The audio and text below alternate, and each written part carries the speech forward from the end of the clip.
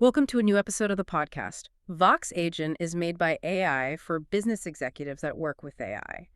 Today, we are tearing into a topic that is uh, fundamentally redefining what it means to build software. The software development lifecycle, or SDLC, is officially at what's being called a strategic inflection point. That's absolutely right. And for those of you managing large engineering organizations, this is the shift you really need to be paying attention to. Our sources, and this is a really comprehensive set of research from AWS reInvent 2025, show we are shifting from human-centric development. The kind of development augmented by tools that we're all used to. Exactly, and moving to a truly collaborative paradigm, one that's driven by autonomous, goal-oriented systems. Okay, when you say autonomous, goal-oriented systems, I think the first thing that comes to mind for a lot of people are the AI co-pilots they're already using, Right. the things that suggest the next 3 lines of code. But what the research suggests is that this is an entirely different beast. It is a categorical leap. I mean, we're moving toward what we're calling the Agentic SDLC. This is the new operating model for innovation. Our mission today is to unpack what these AWS frontier agents are, why they can operate for hours or even days without supervision, and, maybe most importantly, why understanding this shift is becoming the new competitive baseline for any tech-driven enterprise. This isn't just about faster code. It's about rethinking resource allocation and strategic risk. Precisely. Okay, let's unpack this. Let's start with that quantum leap. We've had automation for decades. I mean, from simple build scripts to robust CI/CD pipelines, and now intelligent code completion. So what's the fundamental difference between an AI copilot, which is, intelligent automation, and what our sources are calling a frontier agent? The core distinction is the move from automation to true autonomy. Okay. Automation is rigid. It executes pre-programmed rules or, workflows. A copilot is highly assistive, but it needs continuous human prompting. It's basically a very powerful suggestion engine operating in the moment. So in that analogy, a copilot is like having a genius editor sitting next to you as you write, helping you with the next sentence. Precisely. Now imagine you turn to that editor and say, okay, write the next 3 chapters, identify any gaps in the research, figure out the budget for the manuscript, and fix any logical inconsistencies you find. That's a huge leap. That's autonomy. A frontier agent is a persistent, goal-oriented system. It can dynamically make decisions, adapt its strategy, and execute these complex multi-step tasks with minimal human intervention. But wait, if an agent like Kiro is operating for days to refactor a microservice, isn't that just a glorified macro with better marketing? I mean, where's the real intellectual leap that justifies calling this an inflection point? The intellectual leap is in the sophisticated planning engines and the ability to self-correct. That goal refactor this microservice is highly abstract. The agent first has to decompose it into a concrete, executable plan. Like identify effective files, generate new tests. Exactly. Generate the refactored code, run the tests, and this is the crucial part. If the unit tests fail at step 4, the agent doesn't just stop and ping a human. It diagnoses the failure, it generates a fix, and it tries again. It autonomously manages the entire goal until it's done. That sounds like it offloads a massive amount of cognitive toil. It eliminates all that back and forth friction that just kills development sprints. It does, and this robust autonomy is underpinned by 2 other foundational concepts. The second one is proactivity. Okay. Traditional systems are reactive. They wait for a command or a failure alert. Frontier agents actively monitor systems and environments. Can you give us an example of that proactivity in action? Sure. A dedicated security agent, for instance, won't wait for a human developer to run a security scan. It continuously scans for emerging vulnerabilities. It'll cross-reference them with the live code base. And if it spots a potential conflict from a new CVE, it initiates the remediation workflow before a human is even aware of the threat. It's anticipating danger. So it's shifting left embedding security earlier, but on true autopilot. Exactly. And the third concept is continuous learning. These are not static tools. By analyzing just vast data sets, code base history, performance metrics, incident logs, they constantly refine their models and strategies. This means the agent gets smarter the longer it operates in your environment, becoming uniquely efficient at managing your specific complexities over time. Here's where it gets really interesting. This brings us to the specialized agents that AWS announced at reInvent 2025. Our sources focus on a strategic trio, purpose-built to own different parts of the SDLC. For executives listening, these are the new components you need to budget for. Let's start with the core developer, the AWS coding agent, Kiro. Kiro is the virtual senior developer. Its focus is really on scale and quality. while copilots are great for, say, generating a function. Right. Small, discrete tasks. Kiro is designed to handle complex, long-horizon projects. Its key capabilities are large-scale code modernization, automating refactoring to crush technical debt, and performance optimization across entire code bases. Technical debt. I mean, that is often the single greatest bottleneck in enterprise IT. It chokes innovation and forces these massive budget spends on just maintenance. How does Kiro tackle that specific endemic problem? Okay, think of a massive legacy service running on an older framework. A human team might dedicate 6 months just to planning and executing that migration. And countless hours of manual code changes and testing? Exactly. Kiro can take the architectural mandate, something like migrate service X to modern framework Y, maintaining 99.99% uptime, and just break it down. It formulates a detailed, multi-step plan, executes the changes over several days, creates the necessary backward compatibility shims, and handles all that continuous testing and self-correction we talked about.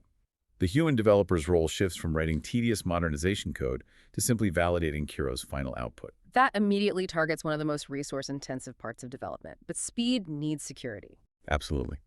And that leads us to the AWS security agent. This operates as an autonomous security engineer.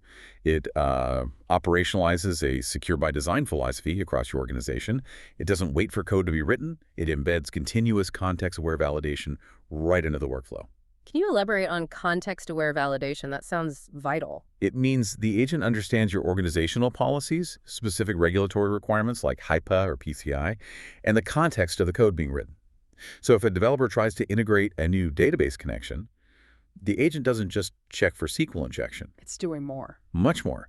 It checks if the connection string meets encryption standards, if the IAM role is least privilege compliant for that service, and if the data is being logged appropriately. All in real time. It is essentially an autonomous, hypervigilant compliance officer embedded right in the pipeline. So it's not a final checkpoint, it's an active guardrail system. It's constantly preventing vulnerabilities from ever being introduced. Precisely. And it can conduct those tailored security reviews and even perform on-demand penetration testing in staging before the code ever merges to main. And finally, the orchestrator that makes sure everything actually runs, the AWS DevOps agent. What's its central role here? The DevOps agent is focused on system resilience and rapid response. It acts as an autonomous site reliability engineer, or SRE. When incidents occur, and they always will, it accelerates the response and radically improves system reliability by cutting down the mean time to resolution, or MTTR. It autonomously diagnoses production issues by correlating signals from, logs, metrics, traces, and then proposes or even executes remediation plans itself. Let's focus on the business impact here. You mentioned a critical use case for executives. Cost optimization. How can the DevOps agent actually achieve something like reducing production costs by 15% without a human constantly supervising it? This is where autonomy delivers direct ROI. An executive sets the goal. Reduce production environment cost by 15% without impacting P95 latency. So you can't compromise the user experience. Right. The agent then continuously analyzes resource utilization, identifying underutilized instances, spotting services that can be shifted to serverless. It generates new infrastructure as code templates with these changes, tests them against the latency constraint, and executes the deployment. And if testing shows a P95 latency spike, it automatically rolls back the change and generates a new, safer solution. This cycle runs 247. This trio working together, Kiro building the code, security securing it, and DevOps running it, sounds like a high-speed flywheel. If you remove friction from those three areas, the whole organization just spins faster. That is the flywheel effect. The integrated operation of these three specialized agents is what creates this overwhelming strategic value. They accelerate speed, enhance quality, and improve resilience all at once. It's not just optimizing individual functions, it's optimizing the systemic interaction between them. And the sources are highlighting that this isn't just theoretical. Early adopters are seeing a measurable performance gap. Absolutely. The value is quantifiable now. Companies implementing these integrated AI platforms are seeing a performance gap of up to 15 percentage points over competitors. And this success comes from addressing the systemic bottlenecks, the pull request review queues that take days, the complex dependencies. Yeah. It just radically compresses that concept-to-cash cycle. This sounds like a fundamental redefinition of the human role in the SDLC. If agents are handling tactical execution and maintenance, what are human developers supposed to do? I mean, a lot of people fear replacement. You're arguing this is pure augmentation. We have to be crystal clear on this. It is augmentation, but it requires a strategic transformation championed by executive leadership. The developer role elevates dramatically. Human developers transition from being code authors, the people typing the syntax, to being strategic directors or agent managers. But practically, what does that look like day to day? How do you convince a skilled developer their job is now managing a robot? Their work shifts from execution to direction and validation. They're handling complex architecture design, strategic problem solving. The problems the agent can't decompose yet. They're setting the high-level business objectives. So instead of debugging a failing unit test, they're defining the goals, refining the agent's prompts, and critically validating the complex changes the agent has made. We move from a slow, human-in-the-loop process to a fast, human-on-the-loop process, where the human provides oversight and critical intervention only when necessary. So the human work becomes less about syntax and more about strategy, architecture, and QA of the agent's output. That cultural shift feels massive. It is.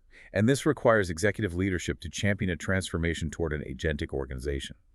It means immediate investment in workforce development for new skills, chiefly prompt engineering, learning how to communicate complex strategic goals to an agent AI system oversight, and redefining workflows. This is not an IT project. It's a strategic imperative to redefine your talent pool. So what does this all mean? We've covered the immense value these agents bring, but with that power comes a need for caution. Let's pivot to the governance dilemma and the operational challenges of deploying these systems at scale. The challenges are formidable, particularly for large established enterprises. The first hurdle is just friction. Integrating these systems into entrenched legacy infrastructure is complex. But the most critical technical challenge for executives is the black box nature of some of these advanced models. Tell us more about that interpretability problem. When an autonomous agent changes thousands of lines of code or modifies cloud infrastructure based on its own internal logic, the ability to trace, audit, and understand why it made that specific decision, that interpretability is paramount. These advanced generative models are non-deterministic. They don't follow a simple if-then rule set. So in regulated industries, if an agent autonomously introduces a data privacy flaw, you need a clear audit trail to explain how and why. And that lack of interpretability can be a massive blocker. Because if the agent messes up, you need to know why it messed up, not just that it messed up to prevent it from happening again. Exactly. And beyond that, autonomy introduces new material security risks. A compromised agent, by its nature, has privileged access to write code and modify infrastructure. It's a persistent attack vector. So how are organizations trying to mitigate this profound risk, especially since these agents need wide-ranging permissions to even do their jobs? Well, the core mitigation strategy centers on robust governance frameworks rooted in existing controls. AWS is clear that identity and access management IAM is foundational. You need granular permissions that dictate precisely which resources an agent can interact with. But is a traditional IAM framework, which was designed for humans or simple APIs, really sufficient to manage the complex, autonomous decisions of an agent? It's necessary, but not always sufficient. And that's why the sources detail these new security paradigms that are emerging. AWS has proposed what they call the Agentic AI Security Scoping Matrix. This matrix goes beyond traditional IAM roles by defining boundaries, not just for which resources the agent can touch, but what types of actions it can take autonomously and under what conditions.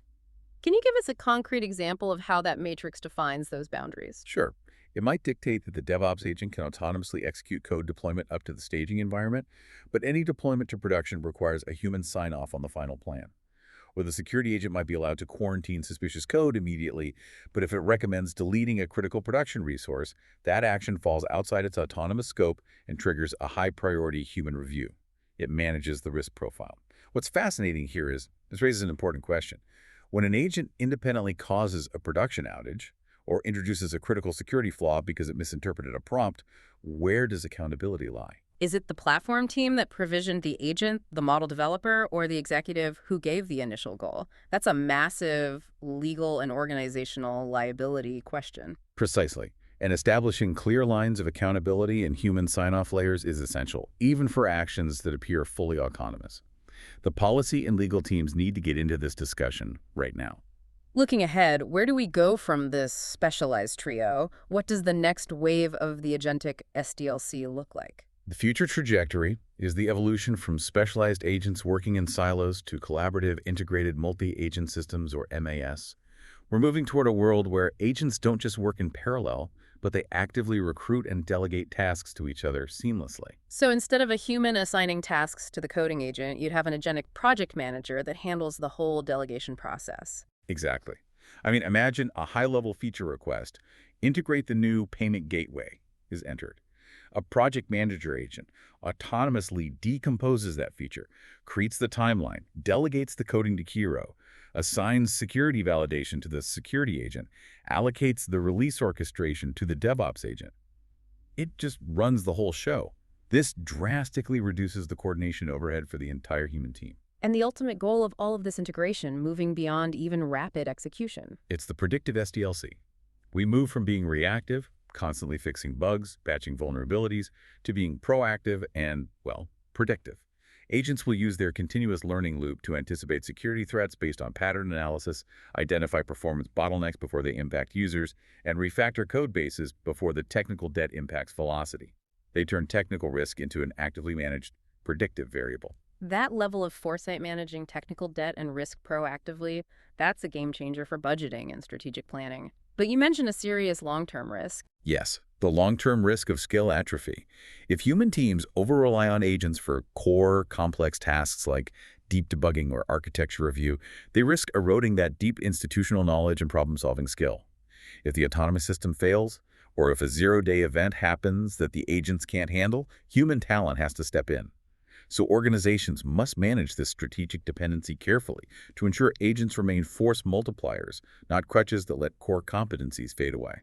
What a deep dive. The shift to the Agentic SDLC is clearly a strategic imperative that redefines how organizations achieve innovation and agility. It moves human talent to that strategic director role, while autonomous agents handle the overwhelming volume of tactical execution. But that shift requires immediate and intense focus on governance, accountability, and talent management. Thank you for joining the podcast, and see you soon.